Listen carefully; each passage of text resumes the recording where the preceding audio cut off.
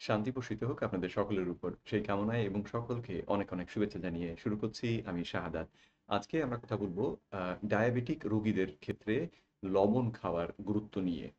তো আ লবণকে এতদিন পর্যন্ত অত্যন্ত একটা নেতিবাচক দৃষ্টিভঙ্গি দিয়ে আমরা দেখে এসেছি এবং সাম্প্রতিক গবেষণাগুলো সেই চিত্র খানিকটা পাল্টে দিতে শুরু করেছে।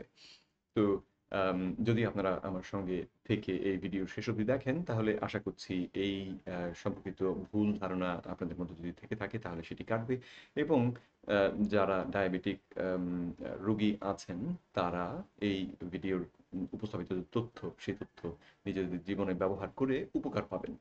আজকের ভিডিওর তথ্য আমি আপনাদের সামনে তুলে আনছি আম ডক্টর প্রফেসর বেঞ্জামিন বিকম্যানের একটি উপস্থাপনা থেকে। স্ক্রিনে আপনারা দেখতে পাচ্ছেন এখানে তিনি ইনসুলিন আইকিউ নামে একটি চ্যানেলে আম একটা ক্লাস নেয়ার মতন অনলাইনে ক্লাস নেয়ার মতন করছিলেন এবং সেখানে অতি সম্প্রতি সম্পন্ন করা একটি গবেষণার উপর ভিত্তি করে তিনি এই ধারণাগুলোকে বুঝিয়ে দিচ্ছিলেন যে লবণটা আমাদের উপর জন্য কতটা গুরুত্বপূর্ণ। তো চলুন তাহলে আমরা উনার কথা উনার ভিডিওটি চালিয়ে রেখে এই বিষয়টি নিয়ে আলোচনা শুরু করি। এই আলোচনার ১ম এই যে কথাটি আসে যেটা আমরা শুরু করেছিলাম সেটা দিয়ে যে আ ডায়াবেটিক রোগীদের ক্ষেত্রে লবণ খাওয়ার ব্যাপারটি নিয়ে সাধারণত আমরা কথা বলি না। ডাক্তারদের কাছে গেলেও লবণ খাওয়ার বিষয়টা ডায়াবেটিক রোগীদের সঙ্গে আসে না। বরং আসে হচ্ছে যাদের উচ্চ রক্তচাপ রয়েছে তাদের ক্ষেত্রে। এখন আ মজার ব্যাপার যেটা সেটা হচ্ছে যে যারা ডায়াবেটিক রোগে আক্রান্ত তাদের কিন্তু উচ্চ রক্তচাপ বা হৃদরোগ হবার সম্ভাবনা প্রায় ১১ গুণ বেশি। যারা ডায়াবেটিক তাদের আম আ হৃদরোগ হবার সম্ভাবনা প্রায় ১১ গুণ বেশি। এখন ডায়াবেটিসে যদিও কেউ মৃত্যুবরণ করে না, কিন্তু মৃত্যুবরণ করতে পারে এই হৃদরোগে। আর যখনই হৃদরোগ বিষয়ে আম আ কথাটা চলে এলো, ডায়াবেটিক রোগীদের ক্ষেত্রে হৃদরোগের ঝুঁকি বেশি। সুতরাং তখন হৃদরোগ আম কিভাবে নিয়ন্ত্রণ করা যায়, হৃদরোগের হাত থেকে কিভাবে বেঁচে থাকা যায়, সেই বিষয়টা তখন প্রাসঙ্গিক হয়ে দাঁড়ায়। আর তারই অংশ হিসেবে আম লবণ খাওয়ার ব্যাপারটাও এসে যায়। তো লবণ খাওয়ার আম কারণে বা লবণ খাওয়াটা ডায়াবেটিক রোগীদের জন্যে এর প্রভাবটা কি? এই বিষয়টি বোঝার জন্যে ইউকেতে অর্থাৎ যুক্তরাজ্যে এই বিষয়ে একটি গবেষণা সম্পন্ন করা হয় এবং এখন আপনারা গবেষণাটির নাম দেখতে পাচ্ছেন স্ক্রিনে। তো এই গবেষণাতে তারা যেটি বোঝার চেষ্টা করেন সেটা হচ্ছে ডায়াবেটিক রোগীদের ক্ষেত্রে লবণ খাওয়ার প্রভাবটা কি? তো এই গবেষণায় বেশ কয়েকটা জিনিস তারা খুঁজে পান। কিন্তু তাদের খুঁজে মানে যে তথ্যগুলো তারা খুঁজে পান সেগুলো একটা ছাড়া বাকিগুলো statistically significant নয়। তো তার মানে হচ্ছে যে একটা তথ্য তারা এই গবেষণা থেকে পেয়েছেন যেটা স্ট্যাটিস্টিক্যালি সিগনিফিক্যান্ট। স্ট্যাটিস্টিক্যালি সিগনিফিক্যান্ট কথাটার অর্থ হচ্ছে এইরকম যে এই ফলটা এই পরীক্ষা করার প্রক্রিয়ার বা পরীক্ষায় যারা অংশগ্রহণ করেছে তাদের কোনো কারণে এই ফলটা প্রভাবিত নয়। অর্থাৎ এই ফলটা নির্ভরযোগ্য একটা ফল। এই ফলের মধ্যে কোনো রকম সন্দেহ করার সুযোগ নেই। তো আ সেই ফলটা ছিল যে যদি কেউ লবণ খাওয়া কমিয়ে দেন এবং তিনি ডায়াবেটিক রোগী হন, তাহলে দেখা যায় তার ক্ষেত্রে তার যে ইনসুলিন রেজিস্ট্যান্স সেটা বেড়ে যায় বা উল্টো করে বললে ইনসুলিন সেনসিটিভিটি সেটা কমে যায়। এটা ছিল আম এই গবেষণা থেকে পাওয়া যে স্ট্যাটিস্টিক্যালি সিগনিফিক্যান্ট তথ্য। আর এছাড়া অন্য কতগুলো তথ্য পাওয়া গিয়েছে। তো চলুন আমরা ১ম এ এই বিষয়টার একটু গোড়ার দিক থেকে আসি। যে ১ম কথা যেটা সেটা হচ্ছে যে আ যেহেতু হৃদরোগ হলে সাধারণত আমাদেরকে বলা হয় যে হৃদরোগের মধ্যে উচ্চ রক্তচাপ একটি আ অতি সাধারণ রোগ। অনেকেরই উচ্চ রক্তচাপ হয়ে থাকে এবং আমাদেরকে বলা হয় ডাক্তাররা বলে থাকেন ইনফেক্ট আমি গতকাল আম আমাদের বোন তাসনিম জারার একটি ভিডিও দেখছিলাম যেখানে তিনি কথাটা এইভাবে দাবি করলেন যে আমরা জানি আম উচ্চ লবণ খেলে উচ্চ রক্তচাপ হয়। আর উচ্চ রক্তচাপ হলে আমাদের মস্তিষ্কে রক্তক্ষরণ হয়ে আমরা মৃত্যুবরণ করতে পারি। কথাটা এমনভাবে এক বাক্যের মধ্যে বলে গেলেন, শুনে আমার যেটা মনে হলো চট করে যে তাহলে এই কথাটা শোনার পরে সাধারণ একজন মানুষ যিনি এই বিষয় সম্পর্কে আসলে ওয়াকিবহাল নন, তিনি মনে করবেন যে লবণের মতন ভয়ংকর বিষ তো দুনিয়াতে নেই। অথচ লবণ কিন্তু মোটেও সেরকম নয়। লবণ আমাদের দেহের জন্য অত্যন্ত প্রয়োজনীয়। এখন প্রশ্ন হচ্ছে যে তাহলে এই ধারণাটি কেন? এই ডাক্তারদের মধ্যে এই ধারণাটি কেন প্রচলিত? এর কোনো ভিত্তি আছে কিনা? জবাবটা হচ্ছে যে এর ভিত্তি আসলে আছে। ডক্টর বিকম্যান বিষয়টাকে ব্যাখ্যা করে বললেন যে এর ভিত্তি রয়েছে। ভিত্তিটা হচ্ছে এইরকম যে আপনি যদি লবণ খান তাহলে এই পদার্থবিজ্ঞানের নিয়ম মেনে লবণ পানি ধরে রাখার চেষ্টা করবে। তো পানি যদি ধরে রাখার চেষ্টা করে তাহলে ধরুন আপনি লবণ খেলেন, যে কেউ যদি একসঙ্গে খানিকটা লবণ খেয়ে নিই, তাহলে এই লবণটা আমাদের পেটে গিয়ে একটু পরেই হজমের পরে আমাদের রক্তের মধ্যে লবণটা ঢুকে যাবে। আর রক্তের মধ্যে লবণটা ঢুকে গেলে এই উম লবণের সঙ্গে আমাদের দেহ অতিরিক্ত পানি ধরে রাখার চেষ্টা করবে। তার মানে আমাদের প্রস্রাবের পরিমাণ কমিয়ে দিয়ে দেহ করবে কি পানিটাকে ধরে রাখার চেষ্টা করবে। আর পানি ধরে রাখলে রক্তের যে পরিমাণ সেটা যাবে বেড়ে। আর আমাদের দেহের যে রক্ত ধারণ ক্ষমতা সেটা তো বাড়ছে না। সেটা আগের মতোই রয়েছে। কিন্তু রক্তের পরিমাণ যাচ্ছে বেড়ে। তাতে ফলাফল যেটা দাঁড়ায় সেটা হচ্ছে যে আমাদের রক্তের চাপ বেড়ে যায়। কিন্তু কতটা বাড়ে? এই বিষয়টা বোঝাটা অত্যন্ত জরুরি, কারণ ডাক্তাররা সাধারণত এই তথ্যটা বলেন না। এবং আরেকটা প্রশ্ন হচ্ছে কতক্ষণের জন্য বাড়ে? তো এই দুটো জিনিস যদি আমরা বুঝি তাহলে দেখবেন ব্যাপারটা যতটা ভয়ঙ্কর হিসেবে আমাদের সামনে তুলে ধরা হয় বিষয়টা মোটেও তা নয়। ডক্টর বিকম্যান ওনার এই উপস্থাপনায় যেটা বললেন সেটা হচ্ছে যে লবণ খেলে যে কারোই অল্প সময়ের জন্য রক্তচাপ খানিকটা বাড়বে। ধরুন যদি কারো রক্তচাপ ১৪০ হয়ে গিয়ে থাকে, সেখানে তাকে যদি ১ চামচ লবণ খাইয়ে দেওয়া হয়, তাহলে তার রক্তচাপটা বেড়ে ১৪০ এর জায়গায় ১৪২, ৪৩, ৪৪ এরকম কিছু একটা হবে। তো তাহলে পুরো মানে ১৪০ যার হয়ে গিয়েছে, তার ক্ষেত্রে ১৪৪ টা খুব বড় জিনিস নয়। বড় জিনিস হতো যদি ১৪০ এর জায়গায় ১ চামচ লবণ খেলেই সেটা ১৬০ এ উঠে যায় বা ১৭০ এ উঠে যায়। তাহলে সেটা ভয়ংকর হতো। কিন্তু এই সামান্য একটু বাড়া, এটা আসলে ভয়ংকর নয়। আর তার থেকেও আরো গুরুত্বপূর্ণ ব্যাপার যেটা, সেটা হচ্ছে যে এটা কিন্তু দীর্ঘ সময় যে থাকবে তাও নয়। এটা অতি অল্প সময় পরে, ডক্টর বিকম্যান বললেন যে এই রক্তচাপটা বাড়ে, কিন্তু অতি অল্প সময় পরেই এটা আবার পূর্বের অবস্থায় ফিরে আসে। সুতরাং দেখা যাচ্ছে যে লবণ খাওয়াটা যতটা ক্ষতিকর হিসেবে আমাদের সামনে তুলে ধরা হয়, ততটা ক্ষতিকর নয়। আর যারা যেরকম ক্লেইম বা যেরকম দাবি করেছিলেন যে মস্তিষ্কে রক্তক্ষরণ হয়ে মানুষ মারা যাবে, মস্তিষ্কে রক্তক্ষরণ হবার জন্যে যে পরিমাণ রক্তের চাপ প্রয়োজন, সেটা মানে যদি কারো দেহে সাংঘাতিক রকমের কোনো গন্ডগোল না থাকে তাহলে সেই পরিমাণ, সেই পর্যায়ে রক্তচাপ উঠবে না। আর আপনার যদি ধরুন আপনার রক্তচাপ এমনিতেই ১০০ উপরেরটা সিস্টোলিক যেটা, সেটা যদি ১৬০ বা ১৭০ থাকে, তখন নিশ্চয়ই আপনি লবণ তখন খাবেন না। তখন লবণ থেকে দূরে থাকুন। কিন্তু যার রক্তের চাপ ১২০ এর জায়গায় ১৩০, তিনি লবণ খেলে সেটা বেড়ে হয়তো ১৩৩ হবে, ১৩৪ হবে। ৪০ হয়ে গিয়ে থাকলে ১৪৫ হবে। তো সেক্ষেত্রে একই নিয়ম তো প্রযোজ্য হবে না, তাই না? কিন্তু এই ভয়টা সেখান থেকেই এসেছে যে রক্তে সামান্য চাপ বাড়ে এবং সেটাকেই আমরা সবাই প্রচণ্ড রকম ভয় করতে শুরু করেছি যে রক্তচাপ আমাদেরকে নিয়ন্ত্রণের মধ্যে রাখতে হবে। তো সুতরাং বুঝতে পারছেন যে এটার একটা ভিত্তি রয়েছে, কিন্তু আম জিনিসটা আমাদের সামনে যেইভাবে উপস্থাপন করা হয়, সত্য কথাটা আসলে তা নয়। তো এখন চলুন এই গবেষণাতে যেটা পাওয়া গেল, সেই বিষয়টা নিয়ে আলোচনা করি। এই গবেষণাতে এই যে আ মূল যে পাওয়ার ব্যাপারটা আমরা একটু আগে বললাম, সেটা ছাড়াও আরেকটা জিনিস পাওয়া গিয়েছিল। যখন এই ডাক্তার আমাদেরকে বলেন যে লবণ খাওয়ার সঙ্গে আপনার রক্তচাপ সম্পৃক্ত, তার মানে কি আপনি অ্যা লবণ খাওয়া বাড়ালেই আপনার রক্তচাপ বেড়ে যাবে। যদি তাদের দাবিটা এরকম হয়, তাহলে উল্টো করে এই কথাটাকে উল্টো করে ভাবা যায় যে তাহলে আমি যদি লবণ খাওয়া কমাই, তাহলে আমার রক্তচাপ কমবে।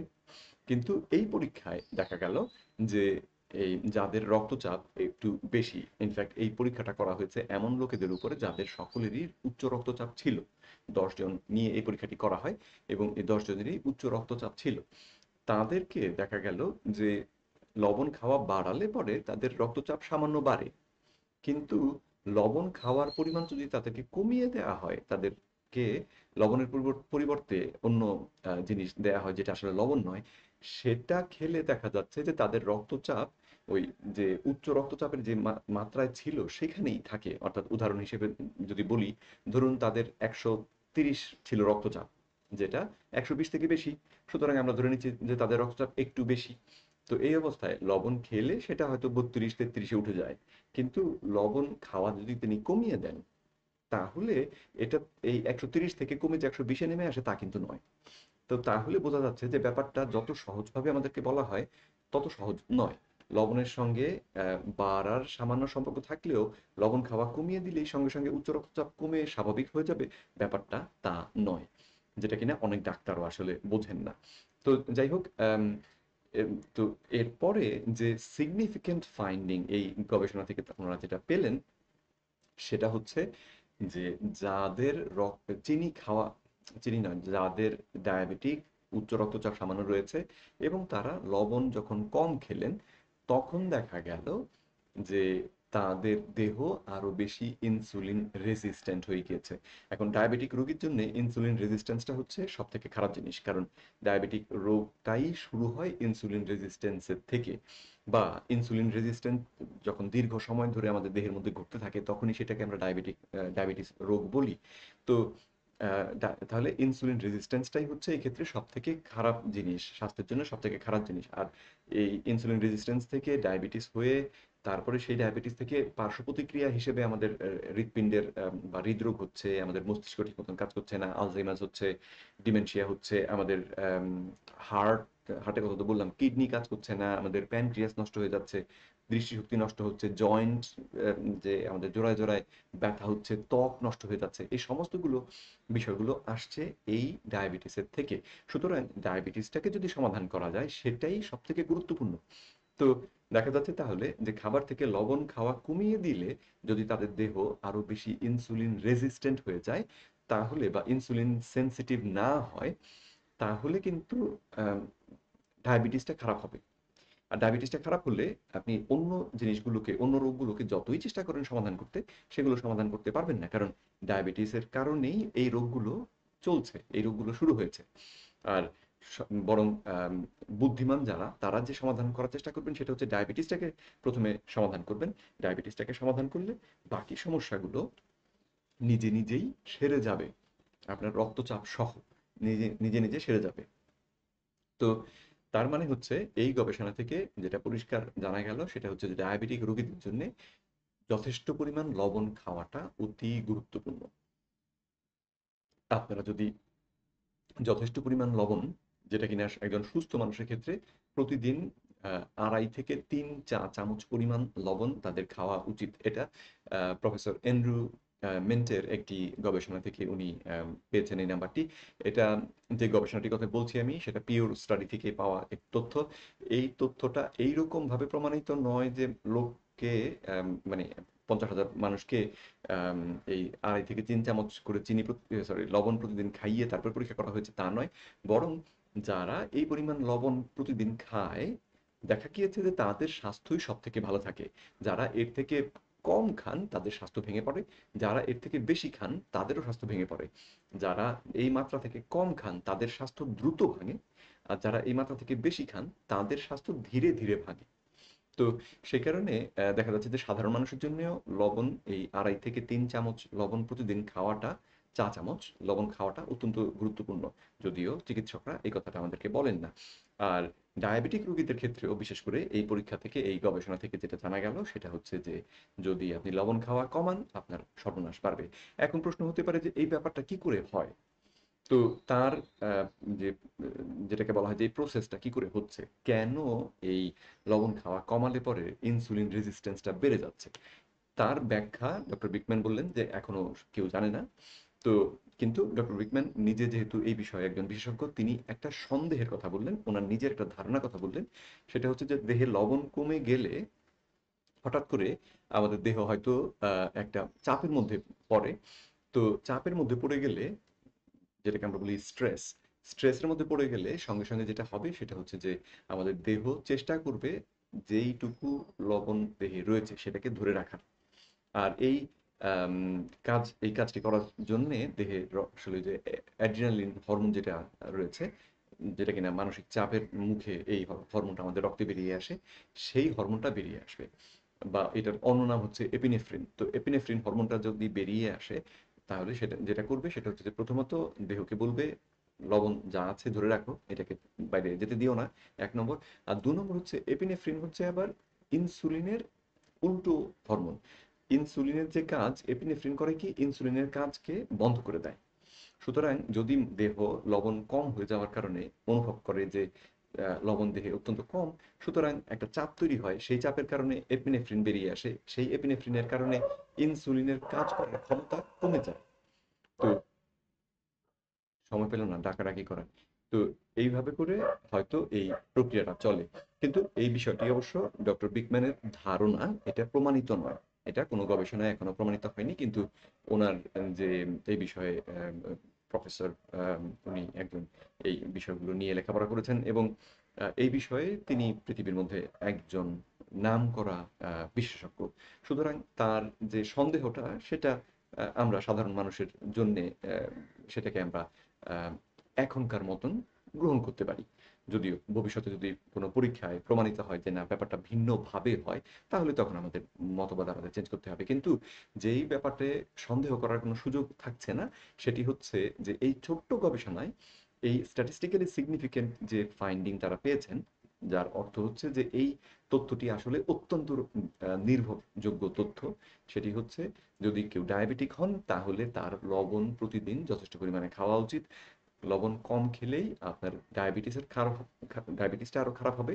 ডায়াবেটিস খারাপ হলে অন্য যেই অসুখগুলোকে আপনি সমাধান করার চেষ্টা করছেন সেগুলোর হাত থেকে বাঁচতে পারবেন না। প্রথমে চেষ্টা করতে হবে ডায়াবেটিসটাকে সমাধান করতে, তাহলে বাকি সব রোগগুলো আস্তে আস্তে তখন সমাধান করা সহজ হবে, সম্ভব হবে। তো আশা করছি এই ভিডিও থেকে আপনারা খানিকটা উপকৃত হবেন। আমি ডক্টর বেকম্যানের যে ভিডিওটা সেটার লিঙ্ক এবং গবেষণাপত্রটার লিঙ্ক দুটোই আমার ভিডিও ডেসক্রিপশনে দিয়ে দেবো, যাতে করে আপনারা এটা দেখতে পারেন, নিজেরা দেখে নিতে পারেন। যারা ইংরেজি বোঝেন তাদেরকে অনুরোধ করবো দেখে নিতে, কারণ ডক্টর বিকম্যান আমার তুলনায় হাজার গুণে বা লক্ষ গুণে ভালো করে বিষয়টাকে বুঝিয়েছেন, যেটা কিনা আমি অত ভালো করে বোঝাতে পারিনি। এবং আপনারা ওনার মুখ থেকে শুনলে বিষয়টা সম্পর্কে আরো বেশি নিশ্চিত হবেন, আপনাদের যে আত্মবিশ্বাস আরো বাড়বে। তো ভিডিওটি ভালো লাগলে শেয়ার করতে দ্বিধা করবেন না।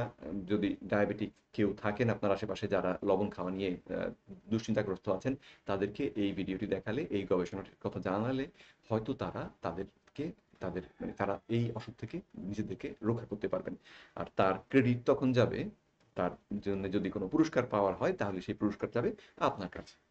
তো যাই হোক, আজকে এ পর্যন্তই। সকলে সুস্থ থাকুন, সুন্দর থাকুন। ভবিষ্যতে আবার দেখা হবে সেই আশা রেখে বিদায় নিচ্ছি।